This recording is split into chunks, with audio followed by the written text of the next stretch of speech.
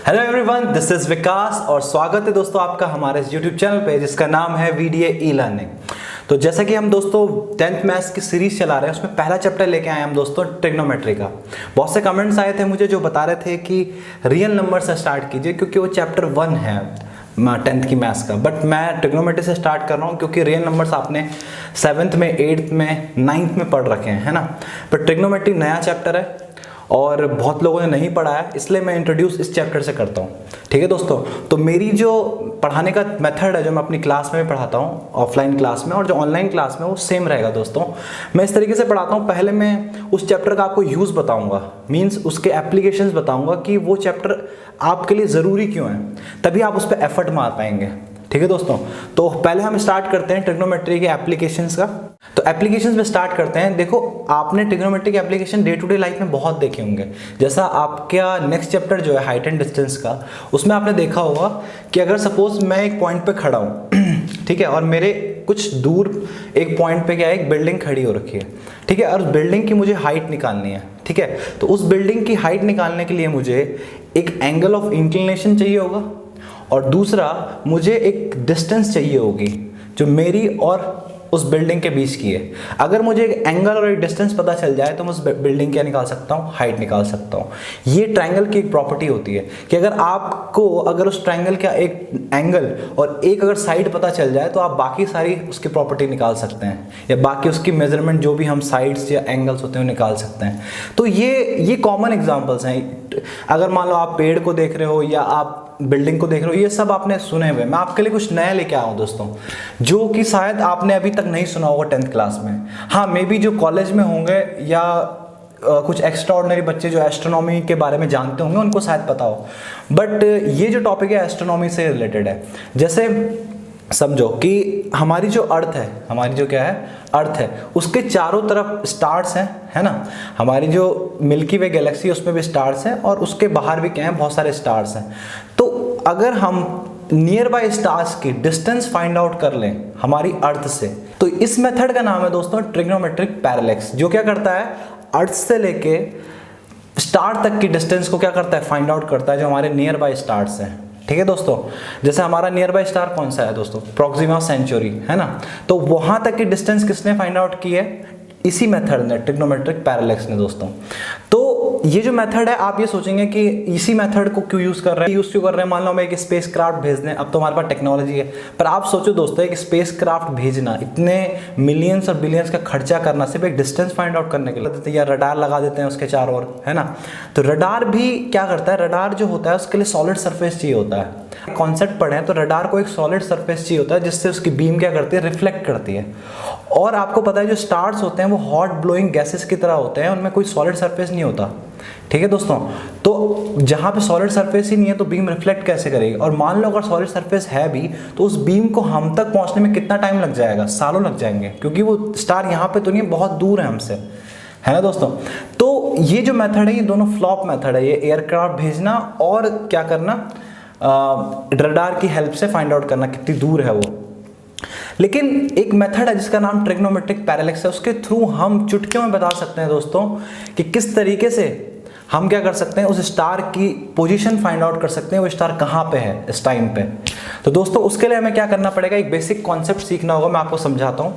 Suppose ये समझो कि मान लो मैं ट्रैवल कर रहा हूँ, ठीक है, मैं अपनी फैमिली के साथ ट्रैवल कर रहा हूँ और मेरे पास एक कार है। ठीक है, उस कार में मैं ट्रैवल कर रहा हूँ। मैं सपोज एक पॉइंट में, मान लो मैं ट्रैवल कर रहा हूँ रोड पे, ठीक है, मैं एक पॉइंट पे उस कार को रोकता हूँ और मैं मेजर करता हूँ, एक बगल में एक रोड के साइड में क्या है, एक पेड़ है मान लो, ठीक है। मैं उससे एक एंगल ऑफ इंक्लिनेशन बनाता हूँ उस पेड़ के साथ। फिर मैं क्या करता हूँ, कुछ टाइम आगे जाता हूँ, फिर मुझे महसूस होता है कि वो पेड़ ऐसा लग रहा है जैसे मेरे पीछे जा रहा है, बट एक्चुअली मेरी गाड़ी आगे जा रही है, पेड़ अपनी जगह पे स्थित है ना दोस्तों। तो जो पेड़ है वो अपनी जगह पे क्या है, स्थित है। तो जैसे जैसे करके हम आगे जाते हैं, मान लो मैंने एक दूसरा पॉइंट लिया, उस दूसरे पॉइंट से भी मैंने पेड़ पे क्या कर दिया, एक इंक्लिनेशन एंगल बना दिया। तो ये दोनों जो एंगल बनेंगे, ठीक है दोस्तों, ये दोनों एंगल जो बनेंगे, अगर उन दोनों को मिला दिया जाए तो ये जो एंगल होता है दोस्तों, ये होता है parallax angle, means angular shift of a tree bye shifting a car. ठीक है, तो हमने क्या किया, अलग अलग पॉइंट पे क्या लिए, डिस्टेंसेस ली कार की, और उसके थ्रू हमने क्या किया, पॉइंट ड्रॉ किया, जिसके थ्रू हमें एक एंगल मिला जो कि क्या है, जिसका नाम क्या है दोस्तों, ट्रिग्नोमेट्रिक पैरेलैक्स। दोस्तों जहां पे वो पेड़ स्थित है उसके जस्ट पीछे क्या है, बहुत दूर पे एक पहाड़ स्थित है या माउंटेन्स स्थित है। अगर मान लो उस पहाड़ पे हमें क्या करना है, हमें अगर पैरेलैक्स एंगल बनाना है तो हम एक पॉइंट से क्या करेंगे, उस पहाड़ तक एक पॉइंट बनाएंगे जो जहां पे हमारी कार है, और दूसरे पॉइंट से भी क्या बनाएंगे, पैरेलैक्स एंगल बनाएंगे। तो हम महसूस करेंगे कि जो हमने पेड़ के साथ जो एंगल बनाया था वो एंगल, पैरेलैक्स एंगल बहुत ज़्यादा था एज कंपेयर टू जो हमने पहाड़ के साथ बनाया। तो यही जो कॉन्सेप्ट है वही हम यूज़ करेंगे जो हमारे नियरेस्ट स्टार है उनकी डिस्टेंस फाइंड आउट करने के लिए। सेम कॉन्सेप्ट हम यूज़ करते हैं, जैसे हमारी कार क्या कर रही है, मूव कर रही है, उसी तरह से क्या मूव करता है, अर्थ मूव करती है सन के अराउंड। ठीक है, अगर सन फिक्स है, ठीक है, और हम क्या करें, अगर जनवरी के महीने में क्या लें, एक अर्थ को लें और उस अर्थ से क्या करें, हम एक पॉइंट ऑफ रे बनाएं उस स्टार तक। ठीक है, उसकी पोजीशन फाइंड आउट करने के लिए उस पॉइंट ऑफ रे बनाएं किस तक, उस स्टार तक। फिर क्या करें, दूसरा पॉइंट ऑफ टाइम लें। अब अगर हमने जनवरी में कैलकुलेशन किए, तो अगर हम मान लो आ गए जुलाई में, ठीक है, जस्ट 6 महीने बाद, उसी के जस्ट सन के परपेंडिकुलर, जब सन के परपेंडिकुलर आ जाएंगे फिर एक रेस बनाएंगे जो कहाँ पे जाएगी, उसी स्टार की पोजीशन के फाइंड। अगर वो एक दूसरे को क्रॉस कर रहे हैं, इट मीन्स जहाँ पे वो पॉइंट ऑफ इंटरसेक्शन है वहाँ पे क्या है, हमारा स्टार मौजूद है, उसी नियर बाय स्टार है, और सन के बीच में अगर हमने एक पैरेलल लाइन खींच दी तो जो एंगल होगा, पैरेलैक्स एंगल, वो 2 भागों में बढ़ जाएगा, p/2 और p/2। ठीक है दोस्तों, तो जैसा कि हमें पता है कि सन और अर्थ के बीच की हमें डिस्टेंस पता है 150 मिलियन किलोमीटर। अगर एक डिस्टेंस पता है और एक एंगल पता है तो हम क्या कर सकते हैं, बीच की डिस्टेंस निकाल सकते हैं, चाहे वो अर्थ से लेके सन की हो, चाहे वो अर्थ से लेके स्टार्स की हो और स्टार से लेके सन की हो। तो यही जो मेथड है ये ट्रिग्नो है, इसी के थ्रू हमने क्या किया, नियर बाय स्टार्स की क्या निकाली दोस्तों, डिस्टेंस निकाली। तो ये तो हमने एक एप्लीकेशन पढ़ा दोस्तों डिटेल में। इसका डिटेल एनालिसिस वैसे डेरिवेशन की फॉर्म में भी होता है जो आप 11th या 12th क्लास में पढ़ोगे। ये IIT JEE का बहुत फेमस क्वेश्चन है, यहाँ से न्यूमेरिकल बनते हैं। ठीक है दोस्तों, तो अभी आपके लिए सिर्फ ये कॉन्सेप्ट समझना जरूरी था, वो मैंने आपको समझा दिया। इसके बहुत सारे एग्जाम्पल और भी हो सकते हैं दोस्तों। जैसा ये सोचो कि अगर आप म्यूजिक सुन रहे हो, ठीक है दोस्तों, ट्रिग्नोमेट्री के और भी एग्जाम्पल्स हो सकते हैं। जैसा समझो आप म्यूजिक सुन रहे हो, तो म्यूजिक सुनते सुनते आपको म्यूजिक का सेंस कैसे होता है, ठीक है, क्योंकि म्यूजिक के नोट्स आपको समझ में आते हैं। तो ये जो नोट्स हैं ये कंप्यूटर को कैसे समझाएं हम, ठीक है, कि ये म्यूजिक सोनू निगम ने गाया या ये म्यूजिक लता मंगेशकर ने गाया, ये कंप्यूटर कैसे समझेगा। तो कंप्यूटर्स को रीड करने के लिए इंजीनियर्स ने एक फॉर्म बनाई है जिसका नाम है दोस्तों ग्राफिकल फॉर्म।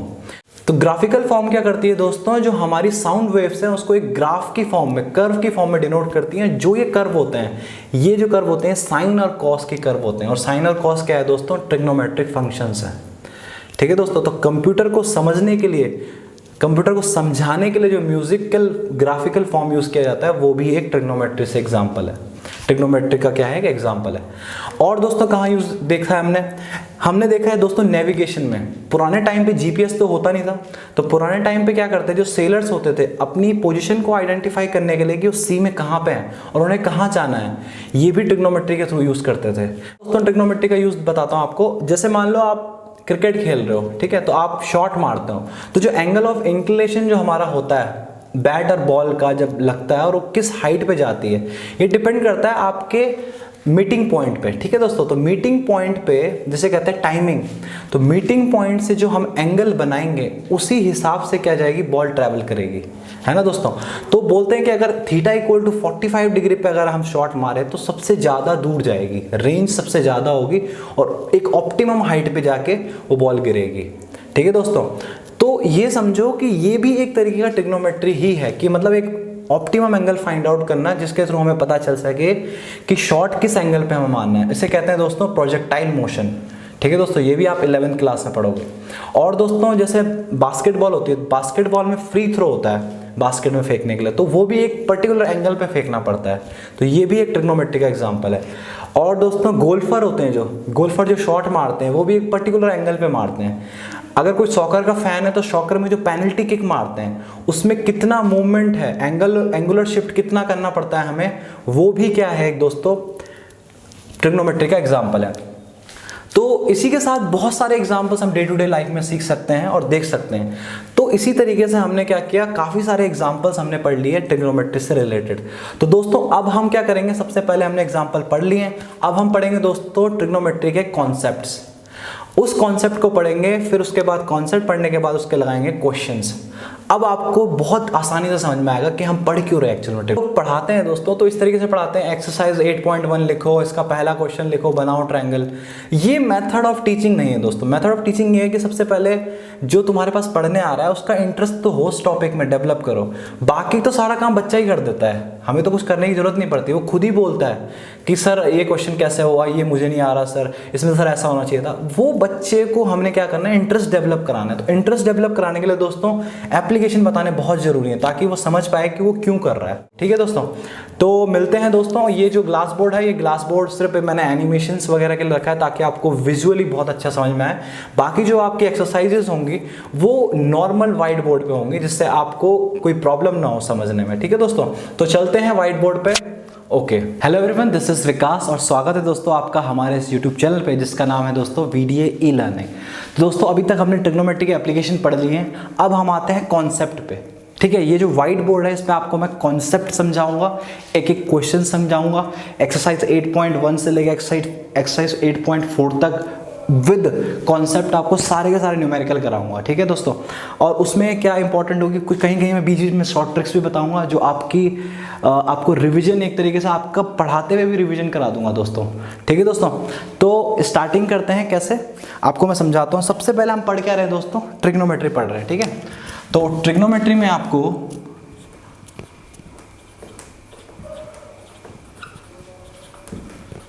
ट्रिग्नोमेट्री होती क्या है दोस्तों, सबसे पहले हमें ये जानना है। ठीक है दोस्तों, तो ट्रिग्नोमेट्री जो होती है वो 3 शब्दों से मिलकर बनी, ट्राइगोन और मेट्री। ट्राइगोन और मेट्री। ट्राई का मतलब होता है दोस्तों 3, गोन का मतलब होता है दोस्तों साइड्स, और मेट्री का मतलब होता है दोस्तों मेजरमेंट। क्या होता है दोस्तों, मेजरमेंट। ठीक है दोस्तों, अब मैं आपको एक यहाँ पे टिप ये बताना चाहूँगा कि हम इस एक्सरसाइज में, ये चैप्टर का नंबर क्या है दोस्तों एनसीईआरटी में, नंबर 8। अब इस ट्रिग्नोमेट्री में हम पढ़ेंगे दोस्तों क्या, 8.1, 8.2, 8.3 और पढ़ेंगे दोस्तों 8.4। अब देखो दोस्तों, मैं आपको कैसे आपका एक रिवाइज कर देता हूँ अभी पढ़ाने से पहले ही। एक रिवीजन मतलब एक रिव्यू ले लेते हैं पहले चैप्टर। मेरी आदत ये है दोस्तों, सबसे पहले मैं क्या करता हूँ, चैप्टर को रिव्यू कर लेता हूँ, कि पहले उसकी इंडेक्स देख लेता हूँ, कि जब चैप्टर स्टार्ट हो रहा है उससे पहले उसका इंडेक्स देख लो एक बार। तो 8.1 जो है दोस्तों, उसमें हमारे पास एक जो कॉन्सेप्ट आता है वो आता है दोस्तों ट्रिग्नोमेट्रिक रेशियोज का। किसका कॉन्सेप्ट आता है दोस्तों, ट्रिग्नोमेट्रिक रेशियोज का। 8.2 में आता है दोस्तों हमारे पास स्पेसिफिक एंगल्स का। क्या आता है दोस्तों कॉन्सेप्ट, स्पेसिफिक एंगल का। 8.3 में क्या आता है दोस्तों हमारे पास, रैंडम एंगल्स। क्या दोस्तों, रैंडम एंगल्स मींस रैंडम का मतलब है यहाँ पे स्पेसिफिक है, यहाँ पे कोई भी एंगल आ सकता है। और 8.4 में क्या आता है दोस्तों, कन्वर्जन आता है दोस्तों, कन्वर्जन ऑफ ट्रिग्नोमेट्रिक रेशियोज। अब दोस्तों ये हमें जानना होगा कि 8.1 में क्या आता है, ट्रिग्नोमेट्रिक रेशियो, उसके बाद स्पेसिफिक एंगल, फिर आता है रैंडम एंगल और फिर आता है कन्वर्जन ऑफ ट्रिग्नोमेट्रिक रेशियोज। अब ये दोस्तों ये है क्या, अभी तो आप बिल्कुल नया चैप्टर पढ़ रहे हो, तो ये है क्या मैं आपको समझाता हूँ। मान लो एक ट्राइंगल है, ठीक है, मान लो क्या, एक ट्राइंगल समझो, एक राइट एंगल ट्राइंगल है। ट्रिग्नोमेट्री में हम बात करते हैं राइट एंगल ट्राइंगल की। अब मान लो एक राइट एंगल ट्राइंगल है, ये मान लो ये ए है, ये बी है और ये क्या है दोस्तों सी। अगर हम ट्रिग्नोमेट्रिक रेशियोज की बात करें, ट्रिग्नोमेट्रिक किसकी बात करें, रेशियोज की बात करें, तो ट्रिग्नोमेट्रिक रेशियोज बात करते हैं हम साइड्स की। किसकी बात करेंगे दोस्तों, यहाँ पे साइड्स की बात करेंगे। किसमें, ट्रिग्नोमेट्रिक रेशियोज में। सारे जो क्वेश्चन होंगे आपके A to Z वो किस पे डिपेंड होंगे, साइड्स पे। स्पेसिफिक एंगल की अगर हम बात करें तो वो एंगल क्या क्या होंगे दोस्तों, 0 डिग्री, 30 डिग्री, 45 डिग्री, 60 डिग्री और 90 डिग्री। मीन्स इन एंगल्स की बात कर रहा है। जो मैंने बताया ना 3 साइड्स, ये जो है इसकी बात कर रहा है। 3 एंगल मेजरमेंट, ये ट्रिग्नोमेट्री यही तो बता रहा है। रैंडम एंगल्स मीन्स अभी एक प्रॉपर एंगल दिए थे हमने, अगर ये देखो 15 की टेबल में आ रहे, अब मान लो एक एंगल हो गया 37, लेस देन 90 की बात करें हम 63, तो ये 8.3 बन गई। Conversion of trigonometric ratio means जहाँ पे साइन को किस में बदलेंगे हम, कॉस में। कॉस को किस में बदलेंगे दोस्तों, 10 में। 10 को किस में बदलेंगे दोस्तों, सेक में। तो ये दोस्तों क्या हो गई, कन्वर्जन ऑफ ट्रिग्नोमेट्रिक रेशियो। तो ये मैंने आपका एक चैप्टर क्या कर दिया, अभी समराइज कर दिया। अब स्टार्ट करते हैं शुरू से दोस्तों 8.1 से। हमें ये जरूरी होना चाहिए कि हमें ये चैप्टर्स की जो अंडरस्टैंडिंग है वो पहले एक बार समझ में आ जाए कि हम पढ़ने क्या क्या वाले हैं। ठीक है दोस्तों, तो पढ़ने क्या क्या वाले हैं आप समझ गए होंगे। पहले हम ट्रिग्नोमेट्रिक रेशियोज पढ़ेंगे, फिर उसकी स्पेसिफिक एंगल के बारे में पढ़ेंगे, फिर रैंडम एंगल्स के बारे में पढ़ेंगे, और फिर उनका कन्वर्जन देखेंगे एक रेशियो से दूसरे रेशियो में। ठीक है दोस्तों, तो सबसे पहले स्टार्ट करते हैं कॉन्सेप्ट से। ठीक है, तो कॉन्सेप्ट से स्टार्ट करते हैं। सबसे बेसिक जो कॉन्सेप्ट है वो मैं बताता हूँ आपको होता क्या है। ठीक है, हमें ये तो पता चल गया ना दोस्तों व्हाट इज ट्रिग्नोमेट्री। ठीक है, व्हाट इज ट्रिग्नोमेट्री। ट्रिग्नोमेट्री क्या होती है, 3 साइड्स और मेजरमेंट। 3 साइड्स और मेजरमेंट, 3 साइड्स का मेजरमेंट क्या कहलाता है, ट्रिग्नोमेट्री। 3 साइड्स का मेजरमेंट, तो बना दो 3 साइड फिर। अब वो 3 साइड ये भी हो सकती हैं, पर ये जो है ये हमने पर्टिकुलरली किस में पढ़ लिया है, ज्योमेट्री में पढ़ लिया है। तो ज्योमेट्री जो होता है दोस्तों उसमें हम स्क्वायर भी पढ़ते हैं, रेक्टेंगल भी पढ़ते हैं, ट्रायंगल भी पढ़ते हैं, तो उसको एक ज्योमेट्री बोल दिया। लेकिन जब हम स्पेसिफिक सिर्फ एक ट्रायंगल की ही बात करें और उस ट्रायंगल में भी एक राइट एंगल ट्रायंगल की बात करें, तो जो स्टडी होती है वो दोस्तों क्या होती है, ट्रिग्नोमेट्रिक स्टडी होती है। ठीक है दोस्तों, तो ट्रिग्नोमेट्रिक स्टडी के लिए हम राइट एंगल ट्रायंगल को अंडरस्टैंड करेंगे, समझेंगे, इसकी प्रॉपर्टीज समझेंगे, साइड्स क्या होती हैं। ठीक है दोस्तों, तो ये हो गया एंगल बी। ये मानो मैंने एक साइड मानी सी ए और ये पॉइंट है सी। अब मैं आपको दोस्तों बता दूं, ट्रिग्नोमेट्री हो या ज्योमेट्री हो, वर्टिसेस जो होती हैं दोस्तों, वर्टिसेस हमेशा किससे डिनोट होती हैं दोस्तों, कैपिटल लेटर से। किससे डिनोट होती है दोस्तों, कैपिटल लेटर ए, बी और सी। और जो दोस्तों साइड्स होती हैं, क्या होती है दोस्तों, जो साइड्स होती हैं वो किससे डिनोट होती है दोस्तों, स्मॉल लेटर से। किससे डिनोट होती हैं, स्मॉल लेटर से। मीन्स सी के सामने वाली साइड क्या होगी, सी। बी के सामने वाली साइड स्मॉल बी, ए के सामने वाली साइड स्मॉल ए। तो ए, बी और सी यहाँ पे एक वर्टिसेस है, और जो ए, बी और सी ये क्या है दोस्तों, इसकी लेंथ है। ये साइड की लेंथ क्या है, स्मॉल सी। ठीक है दोस्तों, अब हम स्टार्ट करते हैं। सबसे पहले मैं ये बताता हूँ इस ट्रायंगल की प्रॉपर्टी। तो दोस्तों ये जो ए बी है, इस लाइन को क्या बोलते हैं दोस्तों, ये फ्लोर की तरह समझो। फ्लोर मीन्स, फ्लोर क्या होता है, बेस। क्या बोलते हैं दोस्तों इसे, बेस। परपेंडिकुलर, ये साइन पढ़ा है ना आपने, किसी लाइन पे क्या होती है, एक लाइन अगर क्या है स्ट्रेट ऊपर के लिए तो उसे क्या बोलते हैं दोस्तों, परपेंडिकुलर। तो ये जो साइड है ए बी सी, इसको क्या बोलते हैं दोस्तों, परपेंडिकुलर। ठीक है दोस्तों, और ये जो साइड है दोस्तों, ये आपने शायद पहली बार पढ़ी होगी, इसका नाम होता है दोस्तों हाइपोटेनियस। हाइपोटेनियस। तो ये जो साइड है दोस्तों इसे बोलते हैं हम बेस, इसको बोलते हैं दोस्तों परपेंडिकुलर, और इसको बोलते हैं दोस्तों हाइपोटेनियस। अब ठीक है दोस्तों, अब हम देखते हैं इसमें ये जो ट्रायंगल है इसकी एक प्रॉपर्टी होती है, एक जो थ्योरम है, जो पाइथागोरस थ्योरम है, जिसका नाम क्या है दोस्तों, पाइथागोरस थ्योरम। क्या नाम है दोस्तों, पाइथागोरस थ्योरम। तो पाइथागोरस थ्योरम ने क्या कहा था, हाइपोटेनियस का जो स्क्वायर होता है वो सम ऑफ बेस स्क्वायर और परपेंडिकुलर स्क्वायर। मीन्स हाइपोटेनियस का स्क्वायर मीन्स AC का square is equal to base का स्क्वायर, मतलब AB का स्क्वायर प्लस परपेंडिकुलर का स्क्वायर। ये किसने कहा था, पाइथागोरस ने कहा था। ठीक है दोस्तों, पाइथागोरस थ्योरम ये कहती है। अब पाइथागोरस थ्योरम हमें पता चल चुकी है। अब ये बताओ 8.1 में मैंने आपको क्या बताया कि एक्सरसाइज 8.1 के लिए क्या जरूरी है दोस्तों, ट्रिग्नोमेट्रिक रेशियो पता होना।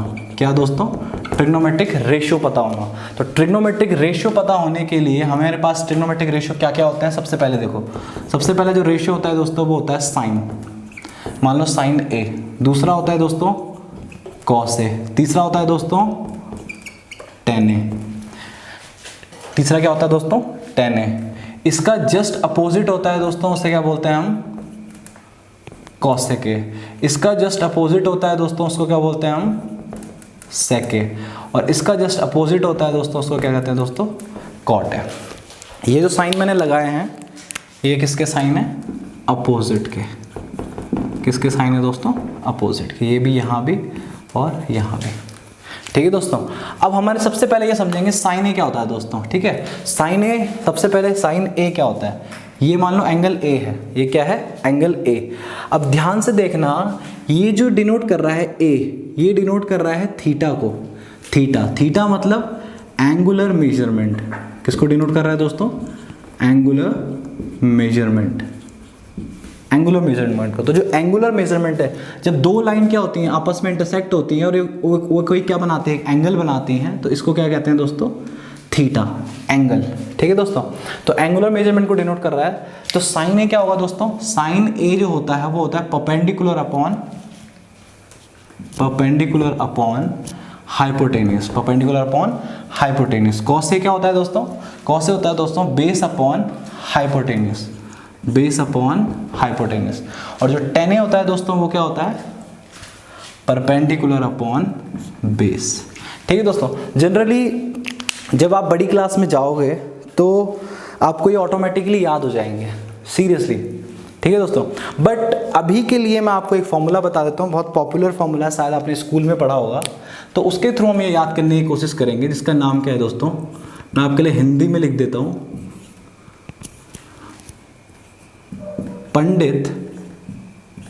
पंडित बद्री प्रसाद, पंडित बद्री प्रसाद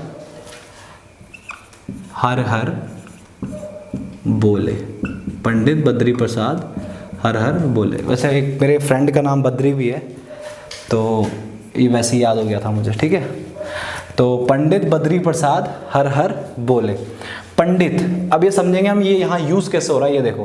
पंडित मीन्स, पंडित को हम पी लिख सकते हैं, बद्री को क्या लिख सकते हैं, बी, प्रसाद को क्या लिख सकते हैं दोस्तों, पी, हर को क्या लिख सकते हैं, एच, हर को क्या लिख सकते हैं, एच, और बोले को क्या लिख सकते हैं दोस्तों, बी। ठीक है दोस्तों, अब ध्यान से देखना, ऊपर मैच करो आप। ठीक है, ये जो P अपॉन एच क्या है, ये जो B अपॉन एच है ये क्या है दोस्तों, कॉस है, और ये जो P अपॉन बी क्या है दोस्तों, टेन है। तो ये क्या है दोस्तों, साइन है, ये क्या है दोस्तों, कॉस है, और ये क्या है दोस्तों, टेन है। तो कोई याद करने की जरूरत पड़ी नहीं, बट दोस्तों ये अब इनिशियली आप याद करने के लिए ये ट्रिक यूज करना, पंडित बद्री प्रसाद हर हर बोले। धीरे धीरे आपको बिल्कुल फॉर्मूले याद हो जाने चाहिए। अगर साइने देखे तो सीधा परपेंडिकुलर अपॉन बेस, ये नहीं कि बार बार पंडित बद्री प्रसाद हर हर बोले करते रहो। ठीक है ना, तो ये नहीं करना, बाद में क्या है तुम्हें ऑटोमेटिकली याद हो जाना चाहिए कि परपेंडिकुलर अपॉन बेस। ठीक है, ये फॉर्मूला मैं रिकमेंड नहीं करता, ये जस्ट तुम्हारे अभी स्टार्टिंग में अंडरस्टैंडिंग के लिए बताया गया है, शॉर्टकट। ठीक है दोस्तों, अब ये जो ये कॉसे था, कॉसेक ए था, सेक ए था, कॉट ए था, ये मैं लिख तो दिया अपोजिट एंगल होते हैं, बट इसका मतलब क्या है। ठीक है, अपोजिट एंगल होते हैं, बट इसका मतलब क्या है समझो। अगर सपोज साइन ए है, या समझो अगर सपोज क्या है, कॉसेक ए है, तो कॉसेक ए अपोजिट का मतलब होता है 1 अपॉन साइन ए। अगर सेक ए है तो इसका अपोजिट क्या होगा, 1 अपॉन कॉसेक ए। और अगर कॉट ए है तो 1 अपॉन टेन ए। तो दोस्तों इन जो तीन जो फॉर्मूला, इनकी इतनी, जो तीन रेशियो, इनकी इतनी वैल्यू नहीं है, क्योंकि अगर हमें साइन ए पता चल जाए तो हम कॉसेक ए फाइंड आउट कर लेंगे, अगर हमें कॉस ए पता चल जाए तो हम सेक ए पता चल जाएगा, और टेन ए पता चल जाए तो कॉट ए पता चल जाए। इसीलिए इन तीनों जो फॉर्मूले, ये तीनों जो फंक्शन है, ये रेशियो है, इन पे ज़्यादा एम्फेसाइज नहीं करना। एम्फेसाइज किस पे करना है, साइन ए, कॉस ए और टेन ए। और तुम्हारी ट्रिग्नोमेट्री 10th लेवल की इतने तक ही है कि साइन कॉस और टेन में ही तुम्हें घुमाएगा, इससे आगे तुम्हें घुमाएगा ही नहीं। तो साइन कॉस टेन में ही ज़्यादा भरोसा करना, ये जस्ट तुम्हें पता होना चाहिए कि फॉर्मूले होते क्या हैं। ठीक है दोस्तों, अब ये याद रखना कि मान लो अगर साइन ए हमारे पास है 2 या 3/5, क्या है दोस्तों, साइन ए कितना है 3/5, तो कॉसेक ए क्या होगा 5/3। समझ गए, जस्ट उल्टा। अगर कॉस ए हमारे पास 4/5 है तो सेक ए क्या हो जाएगा 5/4, एज इट इज टेन ए और कॉट ए भी। ठीक है, इसमें एक और फॉर्मूला ऐड कर देता हूं मैं दोस्तों। टेन ए जो होता है, कहाँ पे लिखूँ, कहाँ पे लिखूँ, जगह ढूंढो जगह ढूंढो जगह ढूंढो। ठीक है, यहाँ पे लिख देता हूँ। ठीक है, एक फॉर्मूला और होता है दोस्तों टेन ए। टेन ए क्या होता है दोस्तों, sign A upon cos A. क्या होता है दोस्तों, sign A upon cos A. ये बहुत इंपॉर्टेंट फॉर्मूला है दोस्तों, इसको स्टार मार करके लिख देना, ये अभी नहीं, जिंदगी भर काम आने वाला फॉर्मूला क्या होता है दोस्तों, tan A is equal to क्या होता है, sin A upon cos A। तो इंपॉर्टेंट यही तीन जो ट्रिग्नोमेट्रिक रेशियो हुई है, sin A, cos A और tan A। तो बच्चों एक चीज याद रखना, हमने जो ये 8.1 जो हमने करनी है, उससे पहले की जितनी भी थ्योरी है इस बोर्ड में कवर हो गई है, ठीक है, इस बोर्ड में कवर हो गई है। अगर किसी को स्क्रीनशॉट लेना है तो मैं साइड हो जाता हूँ, ठीक है, तो स्क्रीनशॉट ले लो, ठीक है। तो अब हम एक्सरसाइज स्टार्ट करते हैं 8.1 से, ठीक है। तो क्वेश्चन मैं लिखता हूँ, क्वेश्चन मैं लिखूंगा, ऐसे लिखूंगा तो टाइम वेस्ट होगा, तो मैं आपको जस्ट लिख के रख देता हूँ, तब तक रिकॉर्डिंग ऑफ कर दूंगा, फिर आपको जस्ट बता देता हूँ, ठीक है। हाँ दोस्तों, एक्सरसाइज 8.1 का पहला क्वेश्चन आता है आपके स्क्रीन पे, ये, ठीक है। बच्चन साहब के स्टाइल में बोल दिया मैंने, बट सही में ऐसा ही फील हो रहा है मुझे। क्वेश्चन नंबर 1, ठीक है, क्योंकि मैंने अपने आप ही लिख दिया।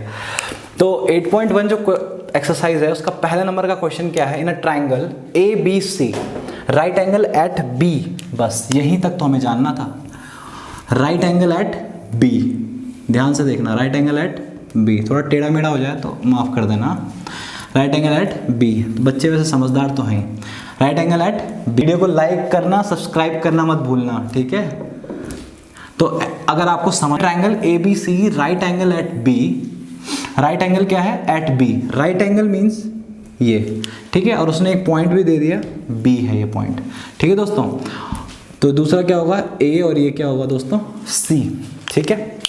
अब उसने क्या कहा हमसे, उसने पूछा हमसे कि उसने गिवन है AB इक्वल टू कितना है, 24 सेंटीमीटर, और BC कितना दे रखा है उसने, 7 सेंटीमीटर, और हमसे क्या पूछा है दोस्तों उसने, साइन ए। तो लिख दो साइन ए। साइन ए क्या होता है बताओ, साइन ए भी पढ़ाया तुम्हें, perpendicular upon hypotenuse. Pandit Badri Prasad हर हर बोले, लगाते रहो, ठीक है, पंडित और ये हर, पंडित बद्री प्रसाद हर हर बोले, जय बम बम बोले, ठीक है। क्या है, P upon H means perpendicular upon hypotenuse. तो परपेंडिकुलर कितना है दोस्तों हमारे पास, परपेंडिकुलर, इसका परपेंडिकुलर इसके सामने जस्ट कितना है, 7 है, और हाइपोटेनियस, अरे अभी तो हाइपोटेनियस निकाला ही नहीं। तो हाइपोटेनियस के लिए हमारे पास क्या फॉर्मूला है दोस्तों, पाइथागोरस। कौन है दोस्तों, हमारे गुरुजी कौन है, पाइथागोरस, पाइथागोरस। तो बाय पाइथागोरस थ्योरम, ठीक है। पाइथागोरस थ्योरम क्या है, ये कहती है, क्या कहती है, हाइपोटेनियस का स्क्वायर मींस AC का स्क्वायर किसके, बेस के AB के स्क्वायर प्लस परपेंडिकुलर के स्क्वायर के बराबर। हमें हाइपोटेनियस चाहिए तो एज इट इज नोट करेंगे, AC स्क्वायर, AB कितना है दोस्तों, 24 का स्क्वायर, BC कितना है दोस्तों, 7 सेंटीमीटर, मतलब 7, मेरे साथ साथ बोलते रहो दोस्तों, कितना है, अगर जहाँ पे भी बैठो, घर पे बैठो, साथ साथ बोलते रहो मेरे साथ, ताकि तुम्हारा एक बार रिवीजन हो जाए पढ़ने से पहले ही। वाह कमाल हो गया। 24 का स्क्वायर और 7 का स्क्वायर कितना है, 576, और 7 का स्क्वायर क्या होता है दोस्तों, 49। तो इसका अगर मैं सम करूँ तो कितना आएगा दोस्तों, 6 to 5। तो AC इक्वल टू क्या हो जाएगा दोस्तों, √6 to 5, मतलब AC इक्वल टू आ जाएगा दोस्तों कितना, 25 सेंटीमीटर। अब ये मत बोलना कि ये कैसे लिख दिया, इतना तो याद होना ही चाहिए। अगर चलो आपको याद नहीं है तो एक हल्की सी थोड़ा बीच में एक शॉर्ट ट्रिक बता देता हूँ, क्योंकि मैं कंपटीशन के लेवल का पढ़ाता हूँ, NDA की प्रिपरेशन कराता हूँ, नेशनल डिफेंस एकेडमी। तो उसके में जो मैथ्स होती है वो जनरली जो ये मैथ्स होती है वो तो होती है, उसके अलावा शॉर्ट ट्रिक्स भी बहुत यूज़ होती है। तो मैं यहाँ पे एक शॉर्ट ट्रिक बता देता हूँ, ठीक है। पहले बता दो, स्कूल में मत कर देना, कहीं टीचर लोग भी जान जाएंगे, स्कूल में मत करना, ठीक है, कहीं नंबर कट गए, बस सीख लो मज़े के लिए। 5 है तो लास्ट में क्या लिख दो, 5 ही लिख दो। आया 5 आंसर में, ठीक है। अब जब स्क्वायर करते हैं हम किसी भी नंबर का, तो ये 2 नंबर प्लीज़ काट दो। 2 नंबर काट दिए मैंने, कौन कौन से, 2 और 5, बचा क्या, 6। अब ये देखो 6 जो नंबर है किस किस के स्क्वायर के बीच में आता है, एक तो 2 के स्क्वायर के बीच में और एक 3 के स्क्वायर। 2 का स्क्वायर क्या होता है, 4, और 3 का स्क्वायर 9, और 6 किस किस के बीच में आता है, 4 और 9 के बीच में। तो जो छोटा नंबर है वो ले लो यहाँ पे, तो कितना हो गया आंसर, 25 आ गया यहाँ से। तो ये शॉर्ट ट्रिक है दोस्तों, ये जनरली पेपर्स में यूज़ मत करना, नोट्स खराब हो जाएंगे, और कहीं कोने में लिख देना, ठीक है, बीच में मत लिख देना कहीं। ठीक है दोस्तों, तो हाइपोटेन्यूज कितना आ गया हमारा 25। ठीक है, हमें और क्या निकालना है, कॉस ए निकालना है। क्या निकालना है, कॉस ए। तो कॉस ए क्या होता है दोस्तों, बेस अपॉन हाइपोटेन्यूज। इसको डिनोट कर देता हूँ मैं। अब तो आ गया हमारे पास, तो अब ब्लैंक क्यों छोड़ा हुआ। ठीक है, 25। तो ये क्या होता है दोस्तों, बेस अपॉन हाइपोटेन्यूज। बेस कितना है दोस्तों, दोस्तों बोलता हूँ बार बार, बच्चों बोलना है मुझे, ठीक है, छोटे हो आप, 10th लेवल को पढ़ा रहा हूँ मैं। ठीक है, तो बेस कितना है दोस्तों 24 और हाइपोटेन्यूज क्या है दोस्तों 25। तो ये दो चीज़ तो हमें निकल गई। अब हमें दूसरा जो इसका क्वेश्चन है, ये आपसे भी करा सकता था मैं, बट अभी नया नया क्वेश्चन है तो मैं खुद करूँगा। साइन सी। पहले बताओ साइन का फॉर्मूला क्या होता है, परपेंडिकुलर अपॉन हाइपोटेन्यूज। अब बताओ परपेंडिकुलर क्या 7 लिख दूँ क्या, बस कर दी गलती, 7 लिख दूँ, नहीं, ये बोल रहा है साइन सी। क्या बोल रहा है, साइन सी, साइन ए थोड़ी बोल रहा है। तो साइन सी है, इसके सामने का जो क्या होगा, सामने की साइड कितनी है 24, तो ये परपेंडिकुलर होगी। हाइपोटेन्यूज तो सेम रहेगा कि एज इट इज 25। और कॉस सी क्या होगा दोस्तों, वही बेस अपॉन हाइपोटेन्यूज। बेस क्या है दोस्तों हमारे पास, इसका बेस क्या है 7, इसका बेस क्या है 7 और हाइपोटेन्यूज एज इट इज 25। तो ये हमारा पहला क्वेश्चन हो गया दोस्तों। और अब हम दूसरे क्वेश्चन पे चलते हैं। ईच एंड एवरी क्वेश्चन करना जरूरी है दोस्तों, अगर आपको बोर्ड में 95 से ऊपर क्वेश्चन लाना है या 95 से ऊपर मार्क्स लाना है। ठीक है, तो क्वेश्चन नंबर 2 आपकी स्क्रीन पे आने वाला है, जस्ट ये। तो एक्सरसाइज 8.1 का दूसरा क्वेश्चन आपके स्क्रीन के ऊपर ये आ गया है, 10p माइनस कॉट आर। ठीक है, इसकी वैल्यू हमें फाइंड आउट करनी है। तो इसकी वैल्यू कैसे फाइंड आउट करेंगे, देखो सबसे पहले देखो 10p क्या निकालना है हमें, 10p। तो देखो सबसे पहले 10p निकाल लेते हैं। ठीक है, क्या निकाल लेते हैं 10p। तो 10p कैसे निकलेगा, तो 10p होता क्या है दोस्तों, परपेंडिकुलर अपॉन बेस। ठीक है दोस्तों, perpendicular upon base. Perpendicular upon base होता है, परपेंडिकुलर कितना है हमारे पास, इसके सामने वाली साइड क्या है दोस्तों QR। ठीक है, क्या है दोस्तों QR, और बेस क्या है दोस्तों इसका 12। तो सबसे पहले हमें QR फाइंड आउट करना है दोस्तों। तो बच्चों हमारे पास ये जो है ये टर्म नहीं है, तो हमें पता है बाय पाइथागोरस, अब शॉर्ट में लिख रहा हूँ दोस्तों, by Pythagoras theorem, by Pythagoras theorem. क्या क्या होता है पाइथागोरस थ्योरम, 13 का जो स्क्वायर है वो 12 के स्क्वायर के प्लस QR के स्क्वायर के बराबर होता है। ठीक है, तो यहाँ से QR का स्क्वायर निकल जाएगा दोस्तों क्या, 13 का स्क्वायर माइनस ऑफ 12 का स्क्वायर, तो ये हो जाएगा दोस्तों 169 माइनस 144। तो यहाँ से आ जाएगा दोस्तों 25। तो QR की जो वैल्यू आ जाएगी दोस्तों कितनी आ जाएगी 5 सेंटीमीटर। अब जैसे ही हमारे पास QR इक्वल टू कितना आया दोस्तों 5 सेंटीमीटर, तो यहाँ पे QR की वैल्यू पुट कर दो तो कितना आ जाएगा दोस्तों 5/12। तो बच्चों एक बात नोटिस करने वाली बात है, हमारे पास 10p तो आ गया, तो कॉट आर निकाल लेते हैं। अब क्या निकाल लेते हैं, कॉट आर। अब कॉट आर क्या होगा, देखो कॉट आर ये मत कर देना कि 12/5, 10 का उल्टा जस्ट कॉट, ये मत कर देना। यहाँ पर नोटिस करने वाली बात यह है, इसने कॉट आर बोला है। क्या बोला बच्चों, कॉट आर। 10p बोलता या कॉट p बोलता तो हम लिखते हैं यहाँ पे 12/5, बट कॉट r बोला है, r मीन्स ये वाला एंगल। ठीक है, तो कॉट r मीन्स ये वाला एंगल। तो कॉट r क्या होगा दोस्तों, कॉट r होगा 1/10r। ठीक है, 1/10r। और 10r क्या होता है दोस्तों बताओ, 10 क्या होगा सामने वाली साइड 12/5, तो जस्ट ये ऊपर चला जाएगा, तो कितना हो जाएगा दोस्तों 5/12। तो क्या हो जाएगा हमारे पास, गिवन क्या है क्वेश्चन में, क्या निकालना है 10p minus of cot r, 5/12 minus of 5/12, तो कितना आ गया 0। कमाल हो गया, 0 आ गया क्वेश्चन का आंसर। ऐसे क्वेश्चन बनाते ही क्यों जिसका आंसर 0 आ जाए। हाँ तो ठीक है दोस्तों, तो कितना आ जाएगा आंसर दोस्तों 5/12। तो अब तीसरा क्वेश्चन करते हैं, बहुत ईजी क्वेश्चन था, आपको धीरे धीरे हैबिट हो रही होगी। पाइथागोरस हर जगह आ रहा है, 10 साइन कॉस हर जगह आ रहा है, कॉट भी आ गया इस क्वेश्चन में। अगले क्वेश्चन में देखते हैं क्या चेंजेस आ रहे हैं, तो चलते हैं अगले क्वेश्चन पे। हाँ दोस्तों, हमारे पास क्वेश्चन नंबर 3 क्या है, साइन ए इक्वल टू 3/4 और हमें क्या निकालना है कॉस ए और टेन ए। तो सबसे पहले जब हमारे पास साइन ए इक्वल टू 3/4 है, तो जो गिवन है वो लिख देंगे। सबसे पहले गिवन क्या है हमारे पास, साइन ए इक्वल टू 3/4 4। अब सबसे पहले हम ये देखेंगे कि साइन ए हमने अभी तक पढ़ा है वो क्या होता है दोस्तों, perpendicular upon hypotenuse. Perpendicular upon hypotenuse हमारे पास है, तो कॉस ए इक्वल टू क्या होता है दोस्तों, कॉस ए इक्वल टू क्या होता है, बेस अपॉन हाइपोटेनियस। तो परपेंडिकुलर तो हमारे पास 3 है, हाइपोटेनियस हमारे पास 4 है, क्या हमारे पास क्या नहीं है, बेस नहीं है। तो बेस निकालने के लिए हम क्या करेंगे, अब राइट एंगल ट्रायंगल बनाएंगे। ठीक है, मैं आपको रीजन बताता हूं कि हम क्या स्टेप करेंगे। ठीक है, अगर आपको रीजन पता नहीं होगा, अब आप मान लो आपने क्या किया, साइन इक्वल टू 3/4 सीधा राइट एंगल ट्रायंगल बना दिया, ये नहीं करना। हमें जो नीड होगी उस हिसाब से हम क्या करेंगे, चीज़ें ड्रॉ करेंगे। ठीक है, तो sine A equal to sine A, मान लो ये एंगल ए है, परपेंडिकुलर मीन्स 3 और ये क्या है 4, और ये हमें निकालना है। ठीक है, बेस निकालना है। तो ए बी जो हमारे पास बेस है उसका फॉर्मूला हम किससे निकालते हैं, बाय पाइथागोरस थ्योरम। ठीक है, शॉर्ट में लिख रहा हूँ बाय पाइथागोरस थ्योरम। तो ए सी का जो स्क्वायर हो जाएगा वो कितना हो जाएगा दोस्तों, ए बी का square plus of B C का स्क्वायर। ए सी स्क्वायर कितना है हमारे पास, 4 स्क्वायर। ए बी कितना है दोस्तों हमारे पास, हमें निकालना है। बी सी का स्क्वायर कितना है दोस्तों, 3 का स्क्वायर। तो ए बी का जो स्क्वायर आ जाएगा वो आ जाएगा 4 का स्क्वायर माइनस ऑफ 3 का स्क्वायर। 4 मीन्स 16 माइनस ऑफ 9, तो ये आ जाएगा 7।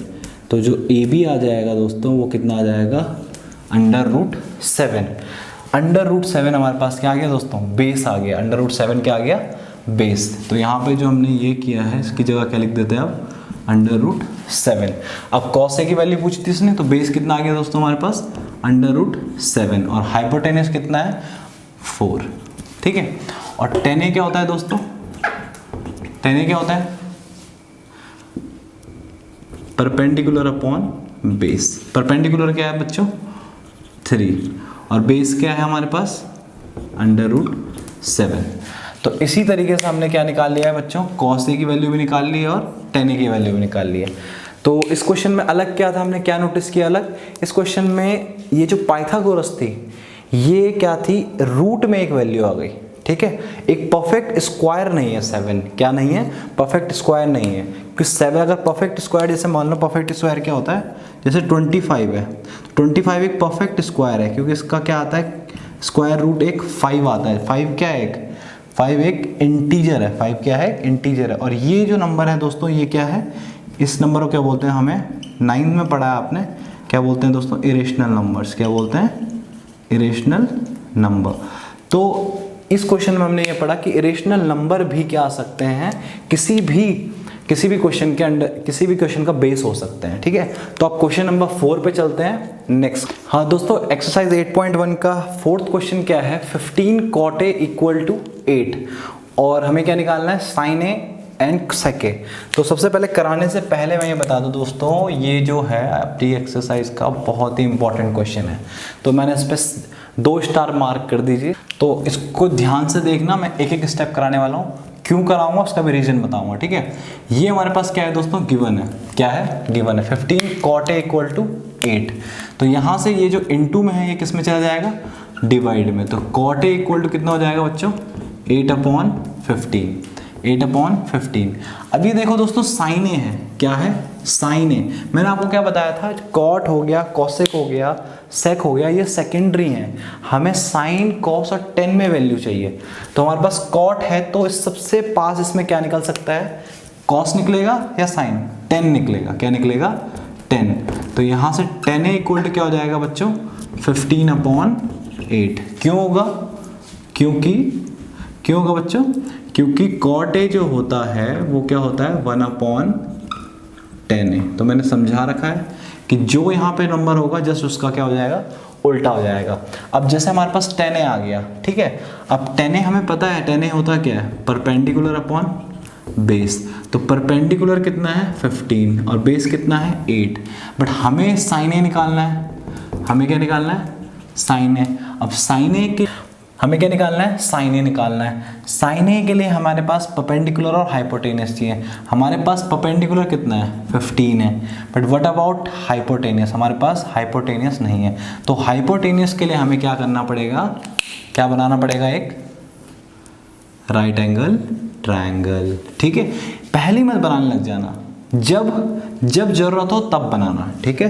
तो आपके कॉन्सेप्ट हमेशा क्लियर रहेंगे, बी ए सी, ठीक है। हमें क्या चाहिए, अब हाइपोटेनियस की जरूरत है। तो हाइपोटेनियस की जरूरत पूरी करने के लिए सबसे पहले हम देखेंगे हमारे पास परपेंडिकुलर कितना है, 15 है, ठीक है। इसके सामने वाला परपेंडिकुलर, बेस कितना है बच्चों, 8 है। तो हमें क्या निकालना है, हाइपोटेनियस। तो by Pythagoras theorem, by Pythagoras theorem, Pythagoras theorem के थ्रू हम क्या लिखेंगे, AC का स्क्वायर इज इक्वल टू क्या हो जाएगा बच्चों, 15 स्क्वायर प्लस 8 स्क्वायर। 15 मतलब 225, 8 मतलब 64, तो कितना हो जाएगा ये 289। तो AC का इज इक्वल टू हो जाएगा अंडर रूट 289। तो ये जो वैल्यू आती है कितनी आती है, 17 सेंटीमीटर, ठीक है। तो ये आपको रूल याद होने चाहिए, कितनी आ जाएगी, 17 सेंटीमीटर, ठीक है बच्चों। नेक्स्ट देखो, अब 17 सेंटीमीटर जब ये आ जाएगी तो हम पुट करेंगे, यहाँ पे पुट करेंगे हाइपोटेनस कितना आ गया हमारे पास, 17, कितना आ गया 17। तो साइन है हमारे पास क्या आ गया, परपेंडिकुलर अपॉन हाइपोटेनस। अब हमें क्या निकालना है बच्चों, सेके निकालना है। क्या निकालना है, सेके। सेके क्या होता है बच्चों, 1 upon cos A, 1 upon cos A.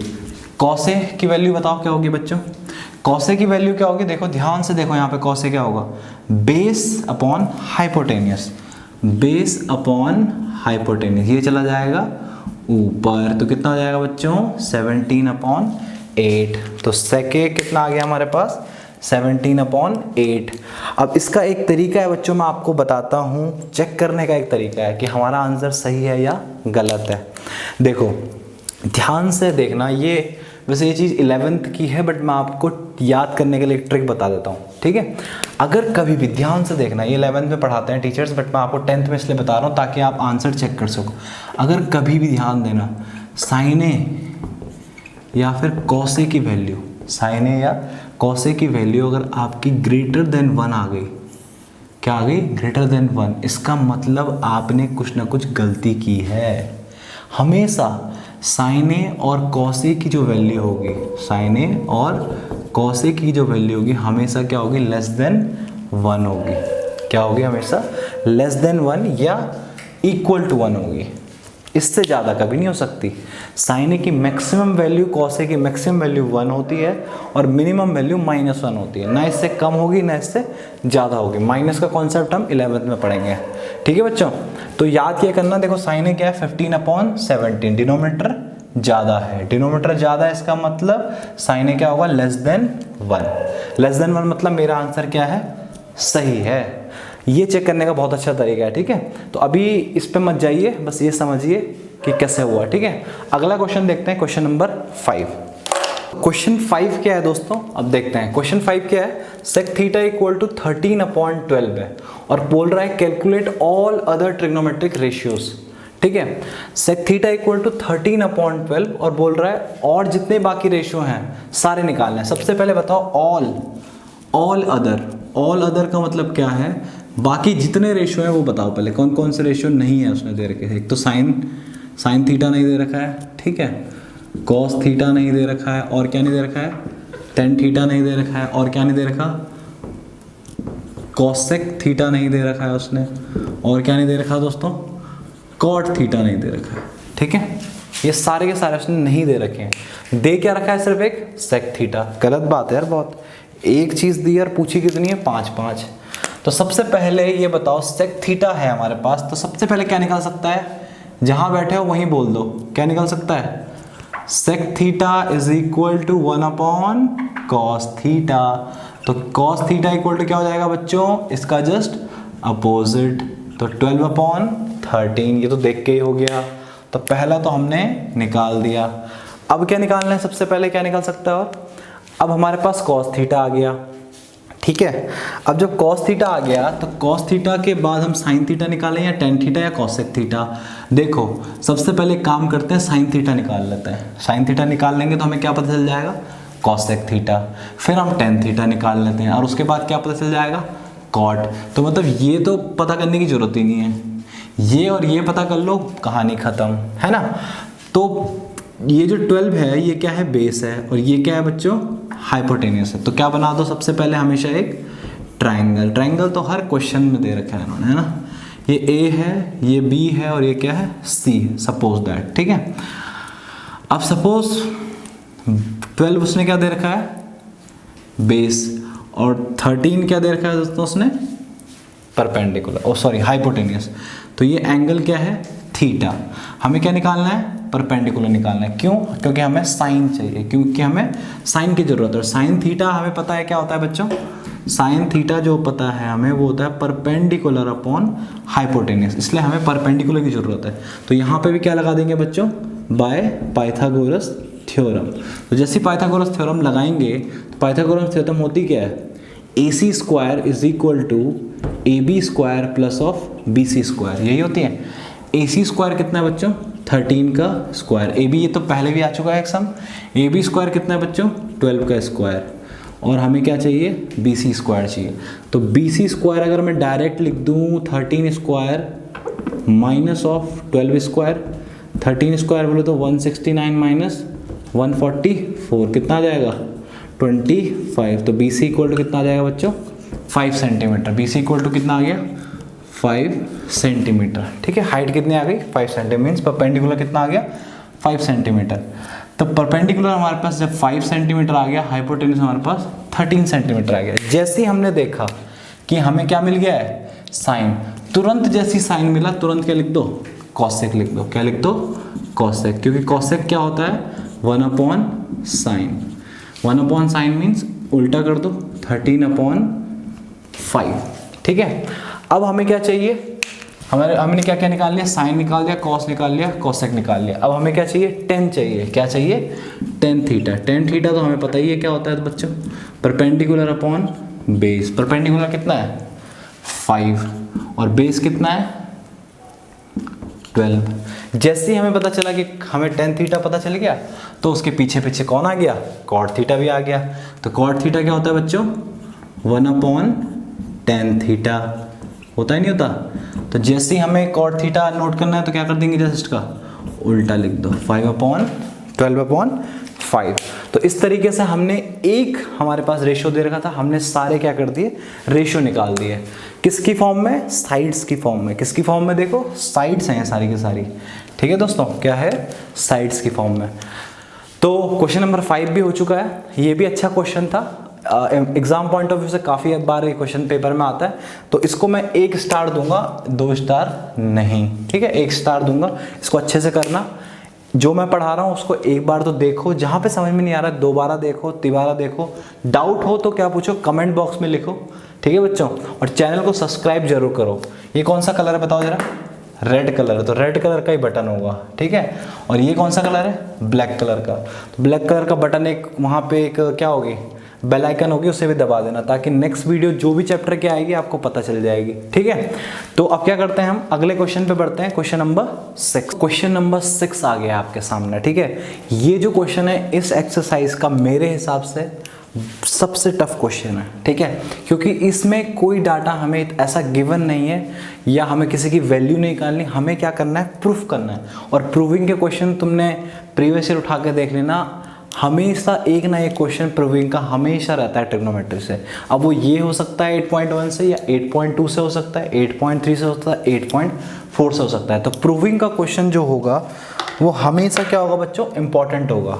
तो इसको मैं क्या कर देता हूँ, स्टार मार्क कर देता हूँ, ठीक है। ये क्वेश्चन थोड़ा लेंथी होगा तो बने रहना मेरे साथ, किस तरह से करेंगे देखते हैं। सबसे पहले क्वेश्चन रीड करो, angle A and angle B are acute angles such that cos A equal to cos B, then show that angle A is equal to angle B। इसका मतलब शो बोल दिया उसने, मतलब प्रूफ करना है। क्या करना है, प्रूफ। क्या करना है हमें, angle A is equal to angle B। सबसे पहले गिवन डाटा देखते हैं क्या है। गिवन डाटा है angle A and angle B are acute angles.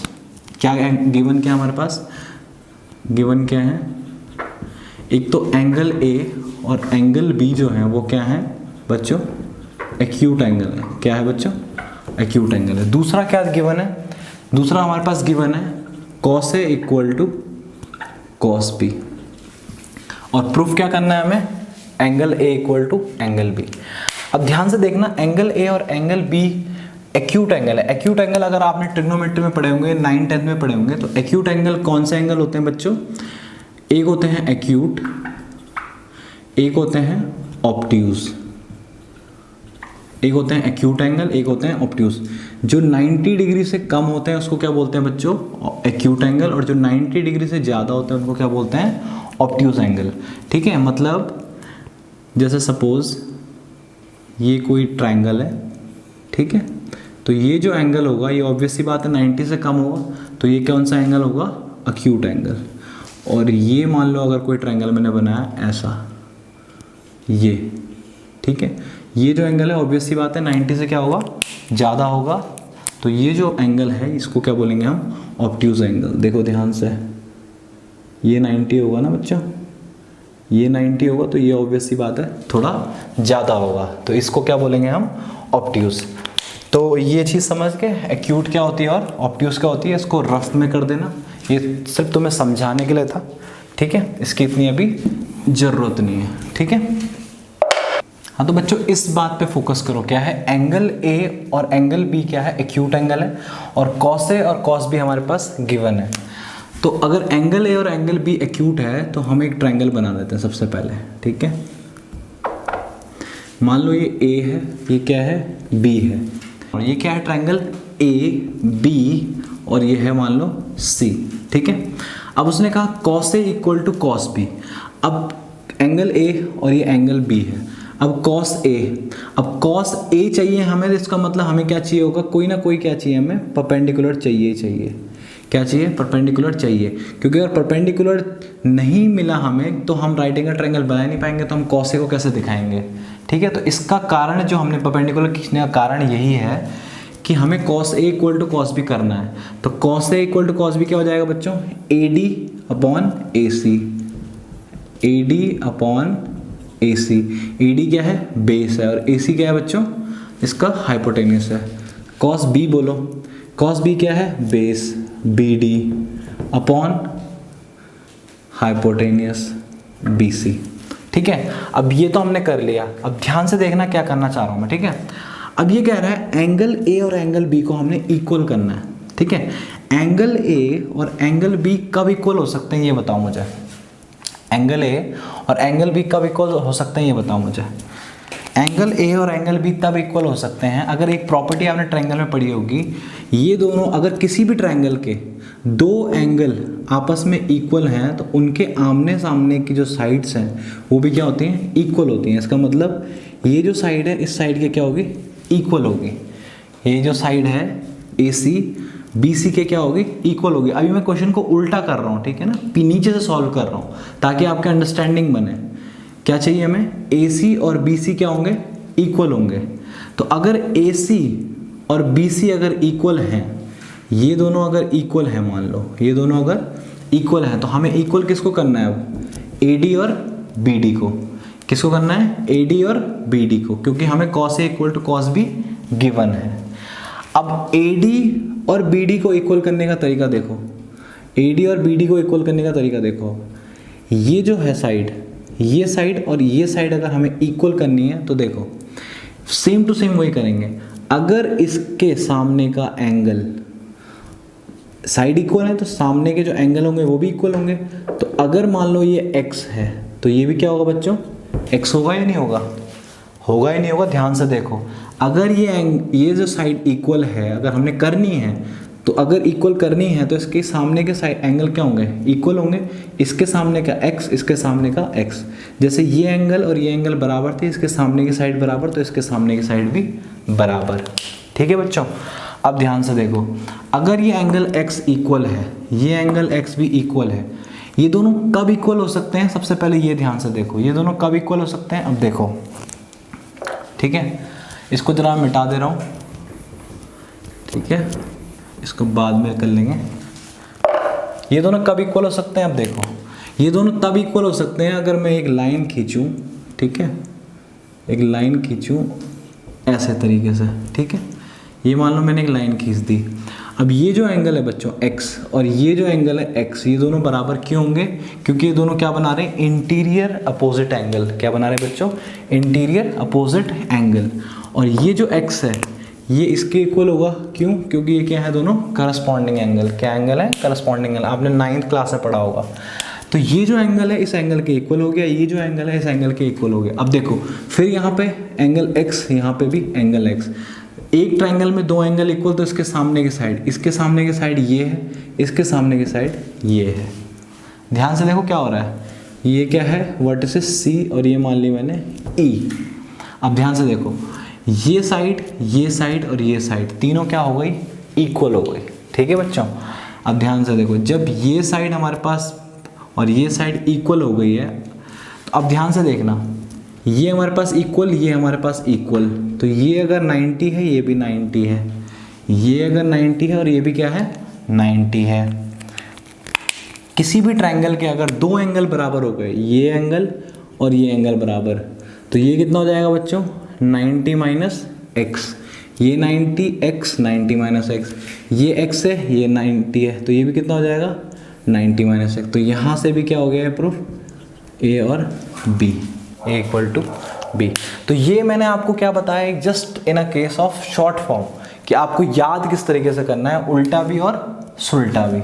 ठीक है, तो ये उल्टा तरीका था किसी भी क्वेश्चन को सॉल्व करने का, ताकि आप याद कर सको कि हमें ये प्रूफ करना है, तो ये प्रूफ कैसे होगा यार, देखते हैं कि यहाँ से ये बन सकता है, यहाँ से ये बनेगा, और क्वेश्चन तक पहुँच जाओ। cos A equal to cos B तक पहुँच गए हम। जैसे ही cos A equal to cos B तक पहुँचे, आप समझ गए हमसे क्वेश्चन बन जाएगा। ठीक है बच्चों, तो इसको मैं मिटा दे रहा हूँ। ठीक है, अब इसका क्या करते हैं? हम सोल्यूशन करते हैं। क्या करते हैं बच्चों?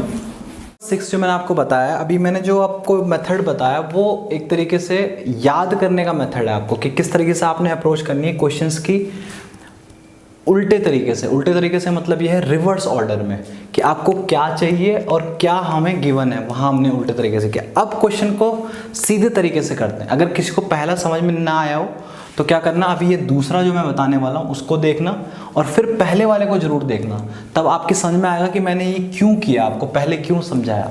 क्योंकि मैं एक्सपेक्ट कर रहा हूँ कि आप एक एवरेज स्टूडेंट हो, इतना आप समझ पाओ। ठीक है, अब देखो बच्चों, अब क्या बोल रहा है हमारे पास? गिवन क्या है बच्चों? cos A equal to cos B, cos A equal to cos B। तो जब cos A equal to cos B given है और हमें पूछा है एंगल A और एंगल B इक्वल करना है, तो ऑब्वियस सी बात है, सबसे पहले हम क्या बना देंगे? एक ध्यान से देखना, सबसे पहले बना दो एक ट्रायंगल। ठीक है, क्योंकि cos A equal to cos B बोला है, तो cos A equal to cos B बोला है, तो क्या बना दो? एक ट्रायंगल ABC। cos A बोला इसका मतलब, और cos B इक्वल बोला इसका मतलब, एक राइट एंगल ट्रायंगल तो जरूर आएगा, क्योंकि तभी तो वो इक्वल होंगे ना आपस में। जब राइट एंगल ट्रायंगल आएगा तो ये क्या है? मान लो D है। अब cos A इक्वल टू, देखो cos A क्या हो जाएगा? यहाँ से ये भी राइट एंगल है, cos A क्या हो जाएगा? AD upon AC, hypotenuse. और क्या हो जाएगा बच्चों? cos B क्या हो जाएगा? BD upon BC, BD upon. अब देखना बच्चों, ध्यान से मैं क्या करने वाला हूँ। ठीक है, अब जब cos A equal to cos B है और AD upon AC equal to BD upon BC है, तो हमें इसको सॉल्व करने के लिए क्या करना पड़ेगा? एक हमें लाइन ड्रॉ करनी पड़ेगी, जो हमने, जब मैं आपको समझाया था तब भी की थी हमने लाइन ड्रॉ। अब पहले मैंने समझा दी थी, क्योंकि अब मैं समझा नहीं रहा। ठीक है, तो ये लाइन ड्रॉ कर दी हमने, मान लो थोड़ा टेढ़ी हो गई तो सीधी कर लेते हैं। ठीक है, ये लाइन हमने ड्रॉ कर दी। अब ध्यान से देखना, ये मान लो C है, तो इसको मान लो पॉइंट E। ठीक है, ABCD E। अब ये पॉइंट E हो गया। अब ध्यान से देखना हमने क्या करेंगे। ठीक है, अब AD upon AC equal to क्या है? BD upon BC। ठीक है, अब सपोज मान लो ये जो लाइन है इस लाइन के क्या है? इक्वल है। ये लाइन जो है इस लाइन के क्या है? इक्वल है। तो हम यहाँ पे ये लिख सकते हैं कि BC इक्वल टू क्या है? CE। तो BC को रिप्लेस कर देंगे यहाँ से, और इस BD को नीचे ले आते हैं, AD अपॉन BD, और उसको ऊपर ले आ लेंगे, तो AC अपॉन क्या बन जाएगा? ये CE। AD अपॉन BD और AC अपॉन CE। ठीक है बच्चों, तो ये हमने कर दिया। अब ध्यान से देखना। ठीक है, अब जब ये हमने इस तरीके से लिख लिया, अब एक चीज़ नोटिस करने वाली बात है, जब ये फॉर्म आ गई तो इस फॉर्म के थ्रू हम कह सकते हैं ये जो लाइन है और ये जो लाइन है ये आपस में क्या है बच्चों, पैरेलल है। क्या है बच्चों, पैरेलल लाइंस है। क्या लाइंस है, पैरेलल लाइंस है। जब ये लाइन और ये लाइन आपस में क्या है, पैरेलल लाइंस हैं, तो हम ये कह सकते हैं कि जब ये लाइन और ये लाइन आपस में पैरेलल है तो ये लाइन जो है इसको क्या कर रही है, काट रही है। जब दो, ये देखो यहाँ से देखो, ध्यान से देखो, अगर ये पैरेलल लाइन है और ये भी क्या है, पैरेलल लाइन है, तो ये लाइन क्या है, इसको क्या कर रही है, काट रही है। क्या कर रही है, काट रही है। जब ये पैरेलल लाइंस हैं, अगर एक लाइन उसको बीच से काटे तो अगर ये एंगल x है तो ये एंगल भी क्या होगा बच्चों, x होगा। क्यों होगा, क्योंकि आपस में क्या है, करस्पॉन्डिंग एंगल है। हमने 9th क्लास में पढ़े हैं, ठीक है। तो हम इसको लिख सकते हैं क्या, angle ACD is equal to angle BEC। Angle denote करने का क्या तरीका होता है बच्चों, जो बीच में जो यहाँ पे लिखते हैं वो एंगल की डायरेक्शन होती है। ये एंगल क्या है, C है, और यहाँ पे एंगल क्या है, E है, ठीक है। उसे हमेशा बीच में रखो, ये एंगल लिखने का तरीका है। और ये इक्वल क्यों हुआ, यहाँ पे लिख देना, किसकी वजह से, कॉरस्पॉन्डिंग एंगल। अब देखो दूसरा, हमने जब इस लाइन को काट ही दिया है तो एक एंगल ये भी बनेगा। ये एंगल मान लो y है और ये एंगल मान लो y है। तो ये जो दो एंगल होंगे, ये दो एंगल क्या होंगे दोस्तों, इंटीरियर अपोजिट एंगल। इनको डिनोट कर देते हैं, कैसे डिनोट करेंगे, BCD, angle BCD is equal to angle CBE। ये पहली बता दूं बच्चों, ये कम से कम 4 से 5 नंबर के बीच में जरूर आएगा ये क्वेश्चन, और आना भी चाहिए क्योंकि बहुत लेंदी और बहुत कॉम्प्लिकेटेड है। कॉरस्पॉन्डिंग एंगल, ये क्या हो गया बच्चों, इंटीरियर अपोजिट एंगल। अब जब हमारे पास करस्पॉन्डिंग एंगल आ गया, इंटीरियर अपोजिट एंगल आ गया, अब ध्यान से देखना अब होगा क्या, ये साइड और ये साइड इक्वल है आपस में, है ना। जब ये साइड और ये साइड आपस में इक्वल है तो मैंने आपको एक प्रॉपर्टी बताई थी, किसी भी ट्रायंगल के अगर आमने सामने की साइड के, किसी भी ट्रायंगल के अगर दो साइड इक्वल है, क्या है, ये ट्रायंगल देखो ध्यान से, अगर आपको समझ में नहीं आ रहा तो मैं नीचे बना लेता हूँ, ठीक है, ध्यान से देखना। ये है E, ये है B और ये है C। ये ट्रायंगल, ये साइड और ये साइड क्या है, बराबर है। BC और CE क्या है, आपस में बराबर है। ये इक्वल का साइन होता है। तो ये जो एंगल होगा, ये एंगल इसके सामने का और इसके सामने का जो एंगल होगा वो बराबर होगा। अगर ये x है तो ये x है। इसका मतलब ये जो एंगल है y, ये किसके बराबर है, x के बराबर है। ये किसके बराबर है, x के बराबर है, ठीक है। इसका मतलब क्या है बच्चों, ये जो हमने किया था, ये जो सारे एंगल हैं, ये एंगल, ये एंगल, ये एंगल, ये एंगल, ये आपस में क्या है, सारे इक्वल है। और अगर ये आपस में इक्वल है, ध्यान से देखना, ये अगर y इक्वल टू x है, ये भी x है, तो अगर ध्यान से देखो इस पूरे ट्रायंगल में देखो अब, ठीक है, तो पूरे ट्रायंगल में देखो, अगर एंगल ACD, वो लिख रहा हूँ वहाँ पे, एंगल BEC के बराबर है और इक्वल टू है angle BCD equal to CBE, तो हम क्या कह सकते हैं, देखो हम ये कह सकते हैं कि अगर एंगल ADC क्या है, 90 डिग्री है, और एंगल ACD क्या है, x है, तो हम ये कह सकते हैं कि एंगल A जो है वो कितना होगा, मान लो 90 माइनस एक्स। क्या हो जाएगा बच्चों, 90 माइनस एक्स। क्यों होगा 90 माइनस एक्स, क्योंकि अगर ये 90 है और ये x है तो टोटल जो सम होता है किसी भी, क्या, अगर किसी, हमने एक ट्रायंगल बनाया ADC, अगर ये ट्रायंगल है तो इसका जो सम होता है टोटल्स एंगल्स का, वो कितना होता है बच्चों, 180 डिग्री होता है। कितना होता है, 180 डिग्री। तो अगर एक एंगल x है, एक एंगल क्या है, 90 है, और एक एंगल हमें पता नहीं है, एंगल है, और टोटल सम कितना है, ये, तो एंगल A इक्वल टू क्या हो जाएगा, 90 माइनस एक्स हो जाएगा, 90 minus x. Same to same हम किस में करेंगे, दूसरे ट्रायंगल में भी करेंगे जो हमने इसमें किया। तो ऐसी सेम टू सेम हम क्या करेंगे, एंगल इसमें लिखेंगे BDC, क्या लिखेंगे, BDC कितना है 90 डिग्री है, कितना है 90 डिग्री है। और एंगल BCD हमारे पास कितना है x है, x ही लिखते हैं क्योंकि y इक्वल टू x है।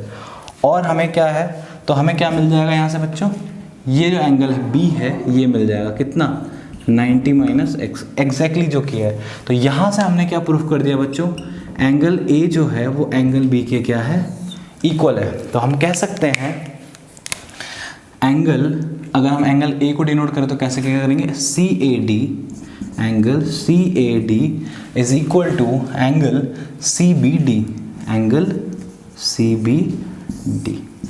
ठीक है बच्चों, तो ये इतना इसका सोल्यूशन है। मैं हट जाता हूँ, आप इसका क्या ले लो, स्क्रीनशॉट ले लो। ठीक है बच्चों, तो ये बहुत अच्छा क्वेश्चन था और इसको जिस तरीके से मैंने किया, अगर इस तरीके से आप पेपर में करोगे तो ऑब्वियसली आपको जितने मार्क्स मिलने चाहिए उससे ज़्यादा ही मिलेंगे। ठीक है, क्योंकि मैंने आपको प्रॉपर तरीके से इसका सोल्यूशन बताया।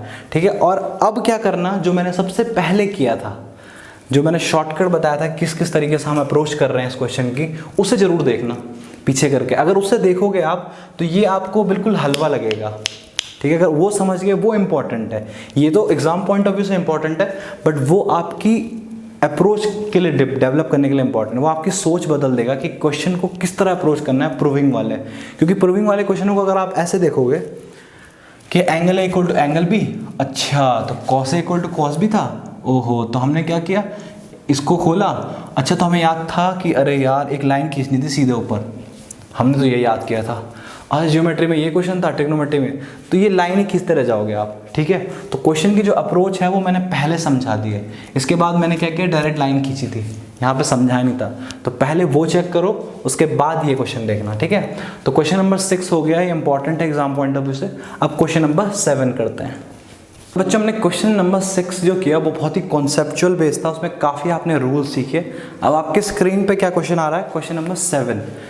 सबसे पहले आप क्वेश्चन को खुद अटेम्प्ट करो। अगर आपने अभी हमारी जो क्लासेज अक्टूबर में है तो आप खुद कर सकते हो। अगर खुद नहीं बनता है तो क्या करो, पहले वीडियो को पॉज करो, खुद बनाओ, 1 मिनट तक ट्राई करो, उसके बाद वीडियो को दोबारा से देखो।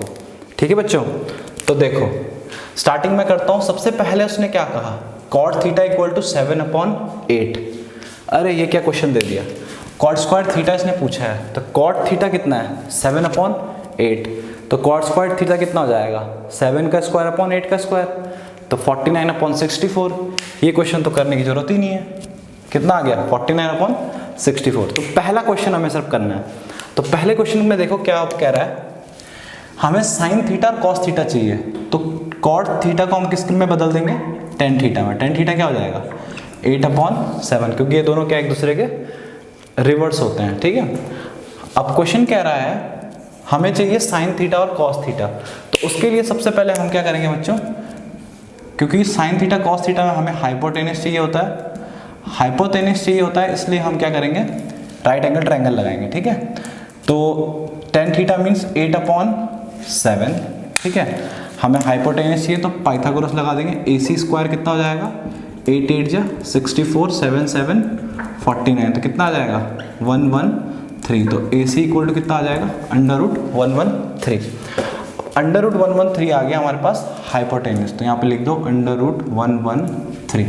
ठीक है बच्चों, अब एक बात यहाँ पे याद रखना, क्वेश्चन क्या कह रहा है 1 + sin थीटा 1 - sin थीटा, तो इसको पहले ही शॉर्ट कर लेते हैं। ठीक है, a + b a - b, a + b a - b क्या होता है a² - b², तो a² -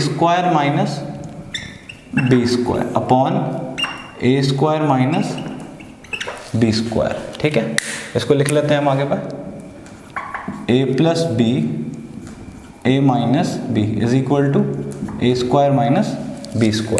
ठीक है, तो पुट करो वैल्यू 1 - साइन थीटा की वैल्यू पुट करो 8 अपॉन √113 का whole square upon 1 - cos square theta क्या हो जाएगा 7 अपॉन √113 का होल स्क्वायर। ठीक है बच्चों, तो ये क्या हो जाएगा 1 - 8 का स्क्वायर कितना होता है 64 अपॉन 113, ये अंडर रूट है तो स्क्वायर होकर कट जाएगा, 1 - 49 अपॉन 113। ठीक है, तो इसको सॉल्व कैसे करते हैं सबको पता ही होगा। 113 इधर चला जाएगा, 113 माइनस 64 अपॉन, इसको अपॉन में करते हैं 1/1, ये इधर हो जाएगा 113, फिर 113 क्रॉस मल्टीप्लिकेशन मेथड कहते हैं बच्चों से, फिर इधर ये 49 और फिर ये इधर 113, ये कैंसिल हो जाएगा। तो 113 माइनस 64 कितना आ जाएगा बच्चों? 49, और 113 माइनस 49 कितना आ जाएगा? 64। तो ये आंसर आ जाएगा हमारे पास 49/64, ठीक है। और इसका आंसर भी निकाल लेते हैं हम, कितना आएगा? 7 का स्क्वायर 49, 8 का स्क्वायर 64। तो दोनों का आंसर क्या है बच्चों? सेम है, ठीक है, 49/64। तो इस क्वेश्चन में हमने नया क्या सीखा? इस क्वेश्चन में हमने नया ये सीखा कि परफेक्ट स्क्वायर की जगह क्या आ सकता है, कभी कभी नॉन परफेक्ट स्क्वायर भी आ सकता है क्वेश्चन में। तो हमें ध्यान रखना है, हम ये ना सोचें कि परफेक्ट स्क्वायर ही होगा हमेशा, ठीक है बच्चों। तो एक हमने ये फॉर्मूला नया सीखा यहाँ पे, a + b a - b को पहले रिजॉल्व कर लो, a² - b², उसके बाद क्वेश्चन सॉल्व करो, ठीक है। तो क्वेश्चन नंबर 8 पे चलते हैं। क्वेश्चन नंबर 8 क्या है आपके मोबाइल स्क्रीन पे, ध्यान से देखना। इफ 3 cot थीटा = 4, और हमसे बोल रहा है चेक करना है कि 1 - tan² upon 1 + tan² is equal to cos² minus sin² और नॉट, ठीक है या नहीं है। तो सबसे पहले इसमें जब प्रूविंग के क्वेश्चन आते हैं तो उसमें क्या होते हैं दोस्तों, एक लेफ्ट हैंड साइड होता है और एक राइट हैंड साइड। अगर हमने लेफ्ट हैंड साइड को राइट हैंड साइड के इक्वल पुट कर दिया, इसकी वैल्यूज पुट कर करके, तो क्या होता है, हम प्रूफ कर देते हैं। अगर प्रूफ नहीं हुआ तो नॉट पे टिक कर देंगे, ठीक है। तो एक चीज क्वेश्चन में दी है, हमारे पास एक इक्वेशन दी है 3 cot थीटा = 4। तो यहां से क्या आ जाएगा बच्चों, जो cot थीटा आ जाएगा वो कितना आ जाएगा? 4/3। cot थीटा कितना आ जाएगा? 4/3। तो cot थीटा क्या होता है बच्चों? जस्ट अपोजिट होता है किसका? tan थीटा का। तो tan थीटा क्या हो जाएगा यहाँ से? 3/4। अब यहाँ से हम क्या निकाल सकते हैं? LHS निकाल सकते हैं इजीली, क्योंकि हमारे पास क्या आ गया है? tan थीटा आ गया है। तो LHS क्या हो जाएगा? 1 - tan² मतलब 3/4 का होल स्क्वायर अपॉन 1 + 3/4 का होल स्क्वायर। तो कितना हो जाएगा? 1 - 9/16 और 1 + 9/16। तो सॉल्व करेंगे। 16 - 9 कितना होता है? 7/16, और 16 + 9 कितना होता है? 25/16। तो 16 से 16 कैंसर, तो आंसर आ गया बच्चों कितना? 7/25, ठीक है। अब क्या करते हैं हम? RHS सॉल्व करते हैं। अब क्या करते हैं? RHS सॉल्व करते हैं। RHS सॉल्व करने के लिए हमें वैल्यू किसकी चाहिए बच्चों? एक तो cos A की और एक sin A की वैल्यू चाहिए। अब cos A और sin A की वैल्यू के लिए हम क्या करेंगे? सबसे पहले हमें हाइपोटेनस की जरूरत पड़ेगी। किसकी जरूरत पड़ेगी? हाइपोटेनस। हाइपोटेनस के लिए हम क्या करेंगे? राइट एंगल ट्रायंगल बना लेंगे, ठीक है। तो मान लो ये A है, ये B है, और ये क्या है? C, और ये एंगल क्या है? थीटा। तो ये 3 होगा और ये कितना होगा? 4। tan थीटा 3 और 4 है, ये हमें निकालना है। तो कैसे निकालेंगे बच्चों? वही AC² = 3² + 4² कितना हो जाएगा? 9 + 16। तो कितना आ जाएगा? 25। तो AC = कितना आ जाएगा बच्चों? 5। कितना आ गया बच्चों? 5 सेंटीमीटर आ गया। तो यहाँ पे नोट कर दो 5 सेंटीमीटर। अब देखो cos² A है, cos² A। तो cos² A क्या हो जाएगा बच्चों? देखो cos 4/5, तो 4/5 का स्क्वायर माइनस sin² A क्या है? 3/5 का होल स्क्वायर, ठीक है। तो सॉल्व करो। 4 कितना हो जाएगा? 16/25 माइनस 9/25। अगर बेस सेम है तो क्या लिख देते हैं? अपॉन 25। 16 - 9 कर देंगे। 16 - 9 कितना होता है बच्चों? 7/25। तो जैसा कि देख रहे हैं हम, RHS किसके इक्वल आ गया बच्चों? LHS के। तो ये जो क्वेश्चन है ये क्या है? बिल्कुल ट्रू है। ये क्वेश्चन क्या है? वैलिड है, ठीक है। ये रिजल्ट आप कहीं भी लगा सकते हो। अगर आपने 1 - tan² अपॉन 1 + tan² आया तो फॉर्मूला क्या होगा इसका? cos² minus sin²। तो अभी के लिए इतना ही बहुत है। जब आप 11th क्लास में जाओगे तो इसकी जो वैल्यू होती है बच्चों, वो होती है cos 2a के बराबर। किसके बराबर? cos 2a के बराबर। तो अभी के लिए इतना काफ़ी है। ये cos 2a 11th में याद रखना, अभी के लिए इतना बहुत है, ठीक है बच्चों। तो अभी इस क्वेश्चन में कोई डाउट है? अगर कोई डाउट होगा तो कमेंट बॉक्स में लिख देना। अगर वीडियो अच्छी लग रही है तो लाइक भी करते रहना, अगर प्रॉपर तरीके से समझ में आ रहा है, ठीक है बच्चों। तो नेक्स्ट क्वेश्चन पे चलते हैं, क्वेश्चन नंबर 9। हाँ तो बच्चों क्वेश्चन नंबर 9 क्या कहता है, in a triangle ABC right angle at B, in a triangle ABC right angle at B। तो मैं साइड में कर रहा हूँ ये, ठीक है, ध्यान से देखना, ABC right angle at B, और कह रहा है if tan theta equal to 1/√3। अगर मान लो ये थीटा माना मैंने, tan थीटा इज 1/, ये 1 है, 1/√3, तो 1 क्या हो जाएगा परपेंडिकुलर और √3 क्या हो जाएगा बेस, ठीक है। तो कह रहा है find the value of sin A cos C plus cos A sin C cos sin, ठीक है। तो हमें बेसिकली इसने cos और sin में घुमा रखा है, ठीक है। अब ध्यान से देखना, ठीक है। अब एक तो उसने कहा है sin A चाहिए हमें और एक चाहिए C, एक तो A की वैल्यू चाहिए और एक किसकी चाहिए, C की चाहिए। तो सबसे पहले हमारे पास ये क्या है, परपेंडिकुलर है, ये क्या है बेस है, यहाँ से अगर हम देखें तो सबसे पहले तो ये साइड निकाल लेते हैं ताकि हाइपोटेन्यूस मिल जाए हमें, ठीक है। तो AC स्क्वायर कितना हो जाएगा 1 स्क्वायर प्लस √3 का स्क्वायर, ठीक है। तो 1 प्लस 3 कितना आ जाएगा 4। तो AC इक्वल टू कितना आ गया बच्चों 2, AC इक्वल टू कितना आ गया 2, तो यहाँ पे लिख दो 2, ठीक है। अब एक एक करके हम वैल्यू ले सकते हैं। अब मान लो ये भी क्या है थीटा, ठीक है। अब ध्यान से देखना, ठीक है, sin A cos C, यही है ना, sin A cos C। अब इसमें मैं क्या कर लेता हूँ, बीच में एक लाइन ड्रॉ कर लेता हूँ। आधा क्वेश्चन क्या होगा इस साइड सॉल्व हो जाएगा, जो सेकंड पार्ट और फर्स्ट पार्ट इधर सॉल्व हो जाएगा, ठीक है। ध्यान से देखना, यही हमारे पास रेफरेंस होगा, इसी रेफरेंस से सॉल्व करते हैं, ठीक है। मेरे साथ बोलते रहना, sin A को देखो, sin A 1/2 क्या हो जाएगा 1/2 इंटू cos C, ध्यान से देखना cos C का मतलब क्या है, ये बेस हो जाएगा इसके लिए 1/2, कितना हो जाएगा 1/2 प्लस, फिर आ जाओ cos A ये है तो √3/2 कितना हो जाएगा √3/2, sin C इसके लिए परपेंडिकुलर सामने वाला √3/2 कितना हो जाएगा √3/2। तो 1/2 कितना हो जाएगा 1/4, इंटू का साइन है √3 इंटू √3 कितना हो जाएगा 3, 2 इंटू 2 कितना हो जाएगा 4, तो 1/4 बेस सेम है तो कितना हो जाएगा 3 + 1 4/4 कितना आ जाएगा आंसर 1, कितना आ जाएगा 1, ठीक है। अब दूसरा देखते हैं कैसे कर सकते हैं। cos A क्या है, cos A देखो √3/2 इंटू cos C, यहाँ से देखो 1/2 माइनस sin A देखो 1/2 sin C देखो ध्यान से √3/2। मैंने कहा था ना पंडित बद्री प्रसाद हर हर बोले, वो स्टार्टिंग में समझने के लिए, उसके बाद जनरली उसका ज़्यादा यूज़ नहीं है, खुद ही हमें समझ में आ जाना चाहिए। जैसे साइन ए दिखा परपेंडिकुलर अपॉन हाइपोटेनियस, कॉस दिखा बेस अपॉन हाइपोटेनियस, ठीक है। तो कितना हो जाएगा ये √3 इंटू 1 कितना होता है √3 माइनस अपॉन 4, ठीक है, ये हो जाएगा √3/4। तो ये √3 माइनस √3 कितना हो जाएगा बच्चों 0 आ जाएगा, कितना आ जाएगा बच्चों 0 आ जाएगा। तो पहला जो आंसर था हमारा कितना है 1 है, और दूसरा जो आंसर है बच्चों कितना है 0 है, ठीक है। तो इस क्वेश्चन में हमने क्या सीखा, इस क्वेश्चन में हमने ये सीखा नया कि एंगल्स चेंज हो सकते हैं। क्या हो सकते हैं, एंगल्स चेंज होने से हमारी वैल्यू भी क्या हो जाती है, चेंज हो जाती है। जैसे यहाँ पे sin A कितना है हाफ है, बट क्या sin C क्या है √3/2, तो sin A 1/2 है तो sin C √3/2 है।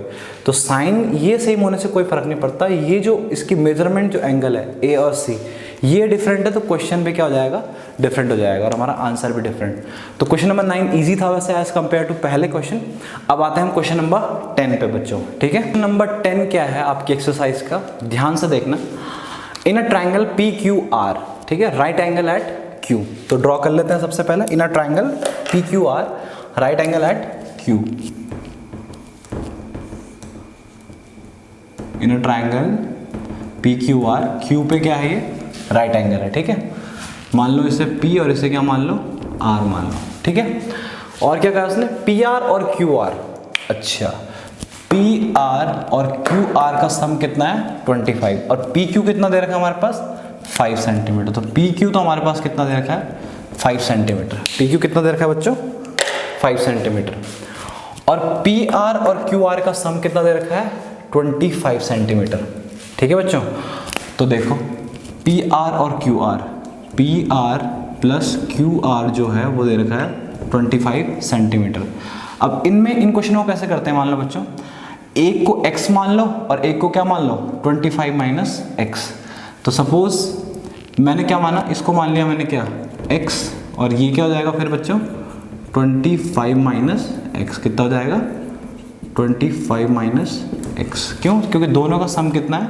25। ठीक है बच्चों, तो एक तरीका तो ये है इसका करने का, और एग्जाम में यही अप्रोच लगेगी। ठीक है बच्चों, एग्जाम में यही अप्रोच लगेगी। लेकिन मैं आपको एक शॉर्ट ट्रिक बता देता हूँ क्वेश्चन चेक करने की। ठीक है, देखो अगर कभी हमारे पास एक नंबर दे रखा है, ठीक है, एक नंबर दे रखा है किसी राइट एंगल ट्रायंगल में, और बाकी की दो साइड्स पूछी हैं, एक साइड दे रखी है और बाकी की दो साइड्स हैं, और कमाल की बात है अगर वो साइड एक क्या है? ऑड नंबर है। 5 क्या है? एक ऑड नंबर है। तो बाकी की दो साइड निकालने का मैं आपको एक हल्का सा फॉर्मूला बताता हूँ। करना यही है जो मैं भी करा रहा हूँ, बट एक शॉर्ट ट्रिक आपको दे देता हूँ यहाँ पर। देखो अगर 5 दे रखा है, कितना दे रखा है?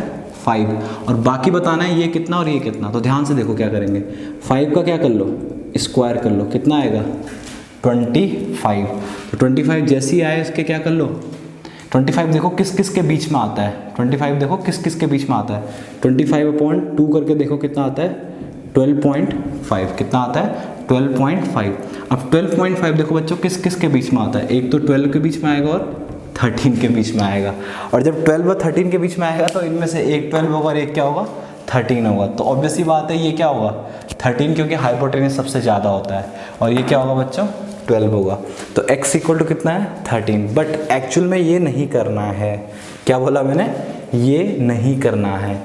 जैसे मान लो 3 का स्क्वायर है तो कितना होता है बच्चों? 9 डिवाइड बाई 2 कितना होता है बच्चों? 4.5। तो 3 के जो ट्रिपलेट्स होंगे वो कितने होंगे? 4 और 5। अगर ये मेथड आपको सीखना है तो मैंने इसकी वीडियो बना रखी है, आप lecture number 1, I think lecture number 1 या 2 में मेरी वैदिक मैथ्स की ट्रिक बता रखी है मैंने कि ट्रिपलेट कैसे निकालते हैं। ठीक है, बट आपके लिए अभी ज़रूरी नहीं है। ठीक है, आपके लिए सिर्फ ये जानना जरूरी है कि आंसर चेक करने के लिए ज़रूरी है। ठीक है, कि मेरा आंसर सही है या नहीं है। ठीक है, तो देखो एक हो गया x, एक हो गया 25 माइनस एक्स। तो क्या करेंगे आप? सॉल्व करते हैं। ठीक है बच्चों, तो क्या लगाएंगे हम? By Pythagoras theorem. ठीक है, बाय पाइथागोरस थ्योरम क्या कहती है? इसका स्क्वायर क्या हो जाएगा बच्चों? एक्स स्क्वायर, फिर इसका square 25 minus x square plus इसका स्क्वायर कितना? 5 स्क्वायर। ठीक है, तो x square is equal to, इसको खोलो, a माइनस बी का whole square, a square plus b square minus 2ab 50x plus 5 square. ठीक है, तो एक्स स्क्वायर कितना हो जाएगा बच्चों? देखो अच्छा यहाँ पे क्या है? एक्स स्क्वायर है, एक्स स्क्वायर है, कैंसिल हो जाएगा क्योंकि दोनों साइन क्या है? प्लस में है। ठीक है, और एक दूसरे का अपोजिट है, एक लेफ्ट हैंड साइड में एक राइट हैंड साइड में। ठीक है, ये जो 50x है ये इधर ले आते हैं हम, तो ये माइनस में तो किस में आ जाएगा? प्लस में। 50x इधर आ जाएगा, यहाँ क्या बचेगा? 625 प्लस 5 स्क्वायर। ठीक है बच्चों, तो 50x is equal to 5 square क्या होता है?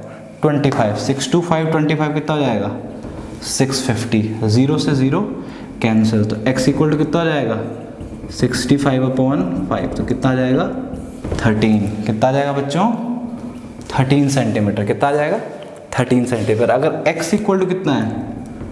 13 है, तो ये कितना हो जाएगा? 25 माइनस 13 मीन्स 12 सेंटीमीटर। ठीक है, जो मैंने ट्रिक बताई थी वो वर्क हुई ना? कितना आया? 5 का स्क्वायर 25, और 25/2 किस किस के बीच में है? 12 और 13 के बीच में। तो आंसर भी हमारा वही आया। लेकिन ये ट्रिक सिर्फ किस में होती है? ऑड नंबर्स में फॉलो। ठीक है, अगर इवन नंबर की देखनी है तो मैं आपको लिंक दे देता हूँ, वीडियो का ऊपर थंबनेल में आ जाएगा, उससे खोलना और सीख लेना। ठीक है बच्चों, ट्रिपलेट्स कैसे निकालते हैं। अब देखिए हमें ये तो निकाल लिया, ठीक है। अब पूछ रहा है हमसे, क्या पूछ रहा है? साइन पी, कॉस पी और टेन पी। अब तो हलवा क्वेश्चन हो गया है ना, इजी क्वेश्चन को मैं हलवा बोलता हूँ। ठीक है, तो साइन पी क्या हो जाएगा? देखो साइन पी क्या हो जाएगा? 12/13। Very good. कॉस पी क्या हो जाएगा? बोलो 5/13। और टेन पी क्या हो जाएगा? 10p क्या हो जाएगा? 12/5, ठीक है, 12/5। तो इसी के साथ हमारे क्वेश्चन नंबर 10 तक हमने कंप्लीट कर लिया है। अब क्वेश्चन नंबर जो 11 है वो ट्रूथ मतलब क्या है, ट्रू और फॉल्स का है, तो आप खुद कर लेना। और कमेंट बॉक्स में 1 से लेकर 5 तक जो उसमें 11 नंबर का क्वेश्चन है उसके मुझे आंसर भेज देना कि इज़ इट ट्रू और नॉट, इज़ इट ट्रू और नॉट। मैं देखूंगा अगर मैक्सिमम लोगों ने सही किए होंगे तो मैं उस क्वेश्चन को छोड़ दूंगा। अगर मैक्सिमम लोगों ने क्या है गलत किए होंगे तो मैं उसकी नेक्स्ट वीडियो में आपको लेके आऊँगा इस क्वेश्चन को, ठीक है बच्चों।